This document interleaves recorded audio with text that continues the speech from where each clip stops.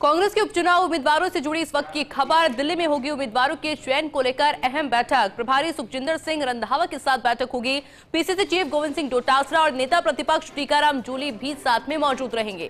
दोनों नेता बैठक के लिए दिल्ली पहुंच रहे हैं। और इसी खबर पर और अधिक जानकारी के लिए मेरे साथ सहयोगी दिनेश डांगी जुड़ चुके हैं। दिनेश जी, और क्या कुछ जानकारी बैठक को लेकर?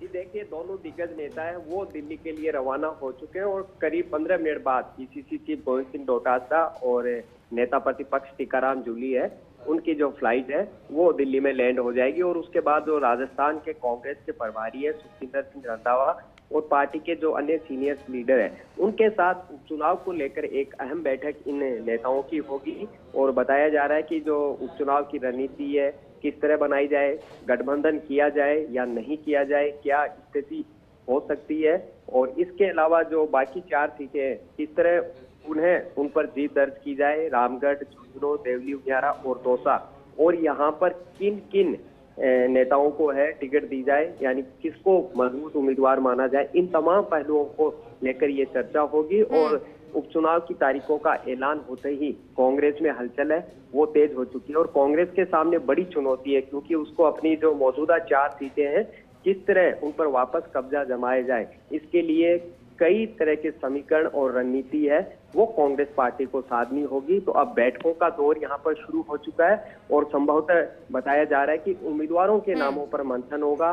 2-2 नामों का जो पैनल है वो बनाया जा सकता है, जैसा कि हम लगातार बताए जा रहे हैं। और उसके बाद 20 अक्टूबर के बाद उम्मीदवारों की घोषणा हो सकती है। तीनों सचिव और सह प्रभारी है उनसे भी फीडबैक लिया जाएगा और उसके बाद एक नाम की मंजूरी के लिए ये पैनल प्रभारी सुखजिंदर सिंह रंधावा के जरिए कांग्रेस हाईकमान को भेजे जाएंगे। और उसके बाद जैसा कि 25 अक्टूबर नामांकन की आखिरी तारीख है, तो जाहिर सी बात है उससे पहले कांग्रेस अपने उम्मीदवारों का ऐलान कर देगी। तो दिल्ली दौरे के 2 अहम कारण सामने आ रहे हैं। एक तो उम्मीदवारों के नामों पर मंथन करना, और दूसरा जो 3 सीटें हैं 84, सलूम्बर और खींवसर, क्या वहां पर कांग्रेस पार्टी अपने दम पर चुनाव लड़े या फिर भारतीय आदिवासी पार्टी या हनुमान बेनीवाल की जो आरएलपी पार्टी है उसके साथ गठबंधन किया जाए या नहीं किया जाए, क्या क्या नेताओं की राय है, इन तमाम मसलों और पहलुओं पर इन दिग्गज नेताओं के साथ चर्चा होगी। और अचानक दोनों नेता है वो दिल्ली